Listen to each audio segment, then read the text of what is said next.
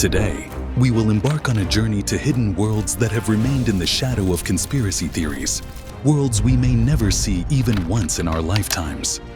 Our first stop is a place shrouded in mystery and secrecy, Area 51. According to official records, this secretive U.S. Air Force facility located in the vast deserts of Nevada was initially used as a testing ground for the U-2 spy plane.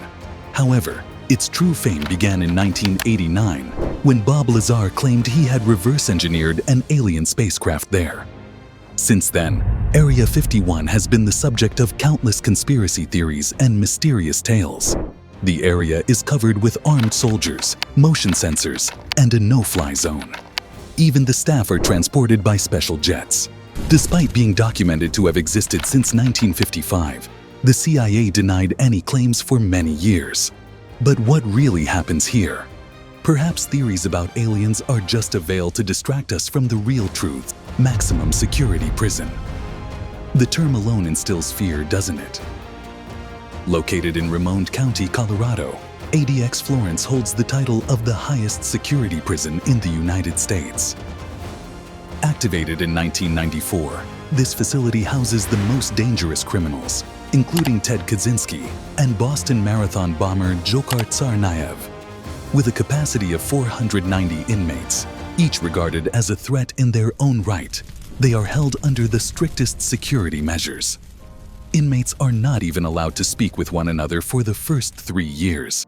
Compliance with the rules can eventually earn them short periods outside in an exercise yard designed so they cannot see the sky or the sun.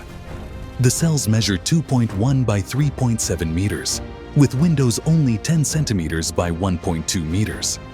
Everything, including beds, desks, and chairs, is made of poured concrete to prevent self-harm. Toilets and showers are equipped with automatic control systems to intervene immediately in case of blockage or flooding. Outside, motion sensors, cameras, and remote-controlled doors monitor every corner. Constant surveillance by guards and an emergency system that can lock down the entire facility make escape virtually impossible. If an inmate does manage to get out, laser beams and trained dogs come into play. Indeed, escaping from ADX Florence is only possible in dreams. Information Station.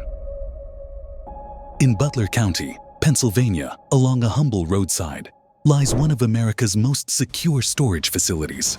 Operated by Iron Mountain, this mysterious facility, dubbed underground, is nearly impossible to notice from the surface. Yet, 220 meters below ground, in an expansive former limestone mine, lies a small underground city complete with its own fire brigade, security services, speed limits, traffic lights, street names, and sidewalks. Why does this facility not seem like an ordinary storage site? Because it holds everything from government records and corporate documents to rare recordings of famous musicians. Even Charles Darwin's will is kept here. With nearly 2,000 employees, this facility secures valuable documents and digital data. In case of any mishap, customer information stored in multiple locations remains accessible, ensuring continuous operation. However, such a station requires significant energy, and therefore, numerous generators produce substantial heat, which is mitigated by the mine's extensive cooling system. The facility also features a waterproof roof to prevent leaks, and is built in a region with low earthquake risk. 3-ton steel doors and 24/7 armed guards ensure top-level security. Secure aircraft. Now, let's ascend from the underground to the skies. Air Force One, the code name for any aircraft carrying the President of the United States, is typically a specially modified Boeing 747. This aircraft is equipped with a private residence, meeting rooms, medical facilities, and numerous Secret Service agents. But how does it protect the president without carrying any weapons? First, the aircraft is protected against missile threats with infrared countermeasures, special infrared light emitters that disrupt missile sensors, causing them to miss the heat signature of the aircraft engines.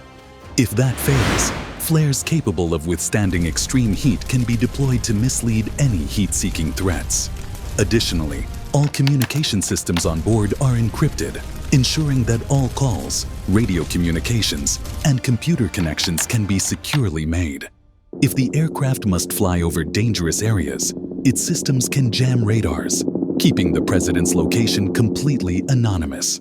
But perhaps the coolest feature is that the plane can carry enough supplies to remain in the air for 2 to 3 days, and theoretically, can refuel in mid-air, meaning it doesn't need to land. Indeed, seeing this aircraft up close is something most of us can only dream of. Secret Archive. Vatican City, the smallest country in the world, occasionally hosts rumors that it holds some of the Church's deepest secrets. The Vatican archives illuminate the dusty pages of history with state documents, correspondence, and other valuable documents amassed over 1,200 years. However, access to these archives has been highly restricted for centuries and remains so today. The application process for access is extremely complex. For example, students, amateur historians, and journalists are automatically blacklisted, and only academics who meet specific criteria, such as being at least 75 years old, are permitted access. Those who qualify can enter through a secret door guarded by Swiss guards, specially trained by the Pope. Researchers are allowed to work with only 3 documents per day. Photography and ink are strictly forbidden. They are only permitted to use pens, paper, and personal computers. These stringent rules suggest that the materials stored in the Vatican archives are far from ordinary. What could be hidden there, one might wonder? Sealand secrets. Among the world's micronations, Sealand is perhaps the most interesting and least known. This entity claims sovereignty, but is not officially recognized as a country. Sealand is based on Fort Ruffs, a former offshore naval platform located 12 kilometers off the coast of England in the North Sea. Its history dates back to World War II, when it was built to defend British waters, and was decommissioned in the 1960s. Subsequently, Patrick Roy Bates seized it and began operating a pirate radio station there because it was outside the United Kingdom's legal jurisdiction. In 2000, a data storage company, Co., registered its address in Sealand. Data centers, which store and protect content and related information, are unregulated spaces.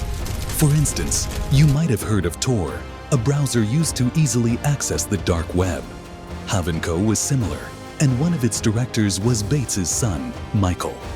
Additionally, since Sealand declared itself sovereign and lies outside UK territorial waters, it can set its own laws regarding what information can be transmitted from there. This raises interesting questions about the kinds of information that could be disseminated from such areas. Please share your thoughts on Sealand and similar places in the comments. Until our next video, goodbye.